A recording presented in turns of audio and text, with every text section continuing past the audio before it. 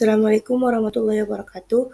Perkenalkan, nama saya Fitri Aziza. Di sini saya akan mempresentasikan hasil tugas saya pada bab 7 yang berjudul Negara Hukum. Nah, apa itu negara hukum? Negara hukum adalah negara yang berdiri di atas hukum yang menjamin keadilan bagi seluruh warga negara. Nah, menurut undang-undang, negara hukum itu adalah negara yang menegakkan supremasi hukum untuk menerapkan kebenaran dan keadilan yang tidak ada kekuasaan yang tidak dipertanggungjawabkan. Nah, selanjutnya itu adalah konsep negara hukum. Konsep negara hukum yang berkembang pada abad 19 cenderung mengaruh pada konsep negara hukum formal, yaitu pengertian negara hukum dalam arti sempit. Nah, dalam dekade dari abad 20, konsep negara hukum mengarah pada pengembangan negara hukum dalam arti material. Arah tujuannya memperluas dengan pemerintah terkait dengan tuntutan dan dinamika perkembangan zaman. Nah, konsep negara hukum material yang dikembangkan di abad ini setidaknya memiliki sejumlah ciri yang melekat pada negara hukum, yaitu diantaranya sebagai berikut. Yang pertama itu adalah HAM, yaitu hak asasi manusia yang terjamin oleh undang-undang. Yang kedua, supremasi hukum. Yang ketiga, kesamaan kedudukan di depan hukum. Yang keempat, peradilan administrasi dalam perselisihan. Yang kelima, kebebasan menyatakan pendapat, bersikap, dan berorganisasi. Selanjutnya, pemilihan umum yang bebas. Dan yang terakhir adalah badan kehakiman yang bebas dan tidak memihak. Nah, pada konsep hukum ini, pada Eropa kontinental, menurut Rene, ada 4. Yang pertama, kedaulatan rakyat. Yang kedua, persamaan politik. Yang ketiga, konsultasi kepada rakyat. Dan yang keempat adalah aturan mayoritas.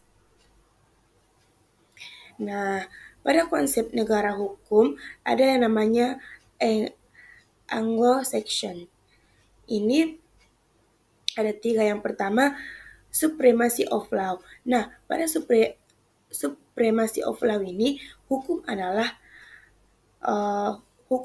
yang tertinggi. Artinya semua orang termasuk pemerintah harus tunduk pada hukum. Tidak ada yang di atas hukum. Yang kedua, equality before the law. Itu adalah semua orang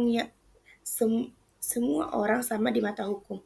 Tidak ada perlakuan istimewa bagi siapapun, baik itu pejabat negara, orang kaya, ataupun orang miskin.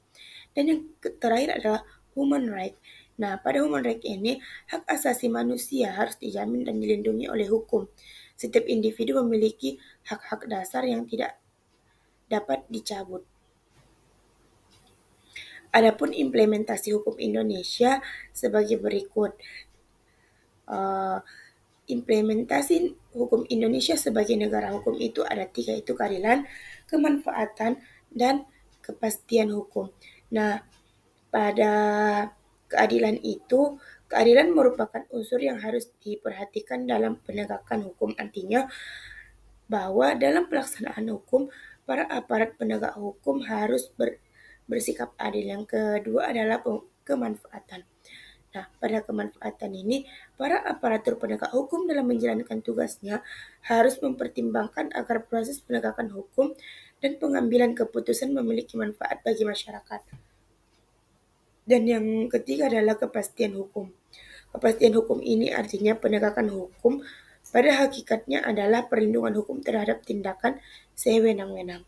Nah, ada 3 pembagian besar hukum, yaitu hukum privat, hukum publik, dan hukum material. Hukum privat ini adalah hukum yang mengatur hubungan antar manusia atau antar individu yang menyangkut kepentingan pribadi, misalnya masalah jual beli dan lain-lain. Dan yang kedua adalah hukum publik. Hukum publik ini adalah hukum yang mengatur hubungan antar negara dengan organ negara atau hubungan negara dengan perseorangan yang menyangkut kepentingan umum. Dan yang terakhir adalah hukum material. Nah, pada hukum material ini adalah seperangkat aturan yang mengatur hak dan kewajiban setiap individu dan masyarakat. Ini adalah substansi dari hukum itu sendiri yang menegakkan apa boleh atau tidak bolehnya dilakukan. Nah, contohnya itu pada hukum pidana mengatur tindakan pidana dan sanksi yang berlaku bagi pelakunya. Mungkin cukup sekian materi yang dapat saya paparkan. Kurang dan lebihnya saya mohon maaf. Assalamualaikum warahmatullahi wabarakatuh.